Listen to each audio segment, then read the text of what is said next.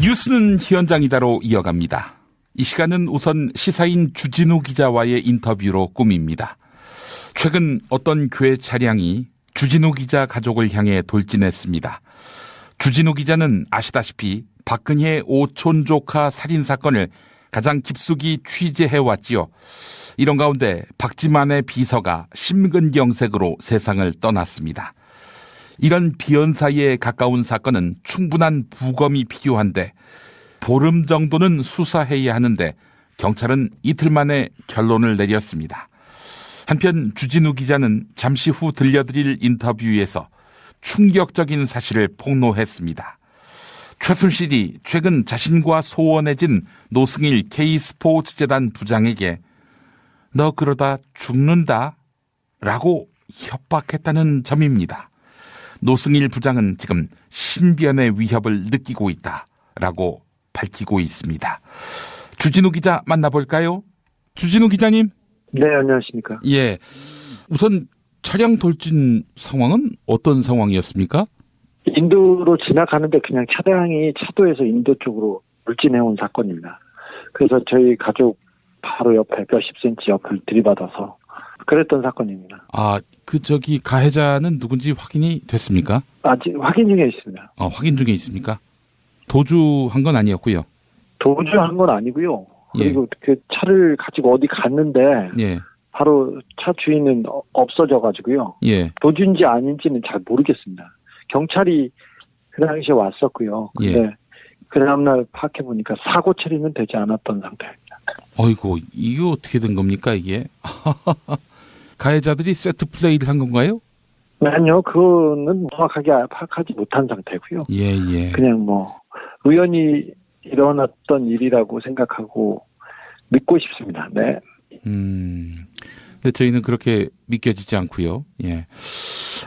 주 기자님, 지금 최근에 박지만 비서의 사망 사건, 경찰은 심근경색이다 이렇게 보고 있는데 주 기자님은 믿으십니까?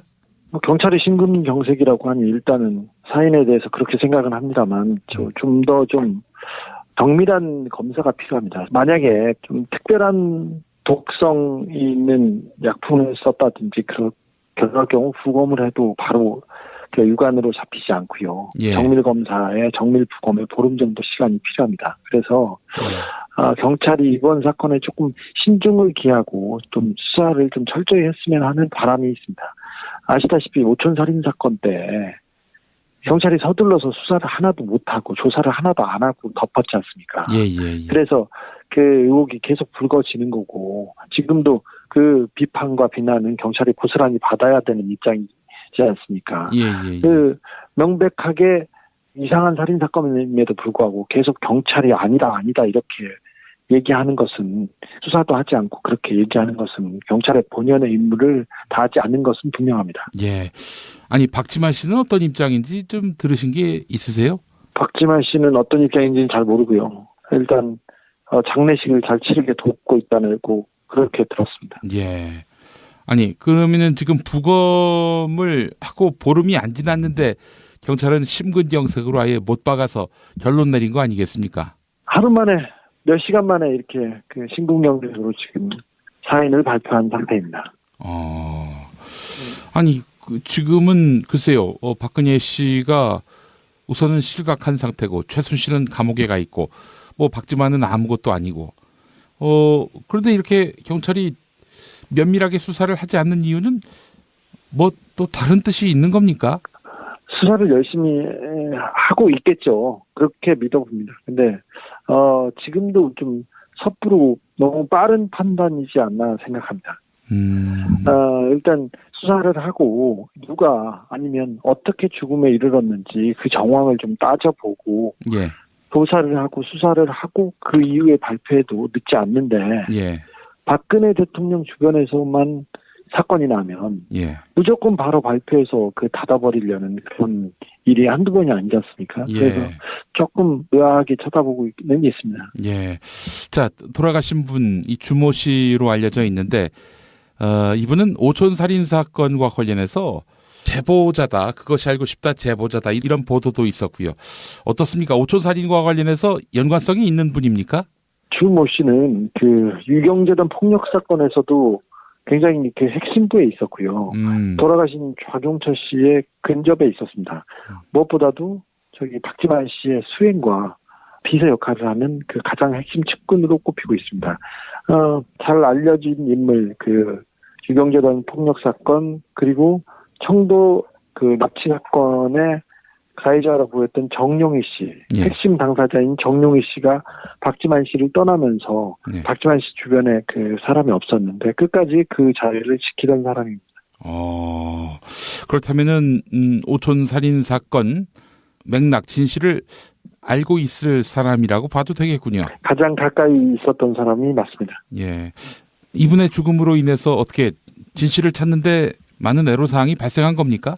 오촌 살인 사건이 일어났는데 지난 대선을 앞두고 예. 경찰이 수사를 안 했고요. 언론도 보도를 하지 않았었습니다. 예. 제가 그때 뭐 오촌 살인 사건을 보도했다가 예.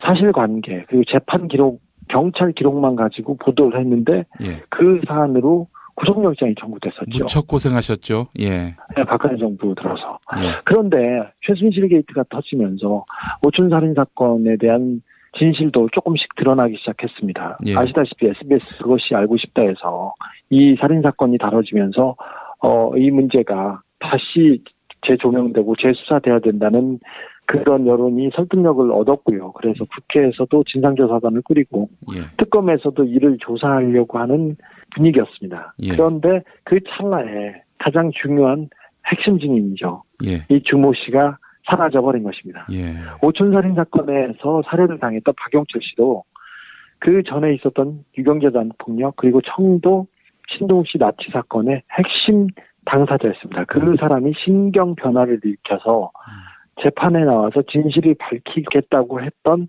핵심 당사자였습니다. 예. 그분은 재판을 얼마 남겨놓지 않은 상황에서 살해당했습니다. 예. 자, 그렇다면은 뭐 단언하긴 힘듭니다만은 지금 최순실 쪽과 이 주모 씨 사망 사건은 무관하다고 봐도 됩니까? 그거는 뭐 제가 얘기할 수 있는 성질의 것은 아닙니다. 아니 그렇다면은 하나하나 좀 지워가면서 누가 무관한지 좀 알아봤으면 했는데 이게 쉽진 않은 일이군요. 예. 네, 쉽지 않은 상황입니다, 지금. 누가 만약에 이렇게 위해를 가했다면은 가했을까? 이게 사실은 대중의 가장 큰 관심인데 오촌 살인 사건에서 가장 큰 이익을 봤던 사람은 아무래도 박근혜 대통령과 그 주변 사람이죠. 박지만 씨를 비롯해서. 이번 사건에서도 이득을 보는 사람들은 비슷하다고 봅니다. 박지만 씨는 그 이득을 볼 리는 없을 거 아닙니까? 좀 멀죠.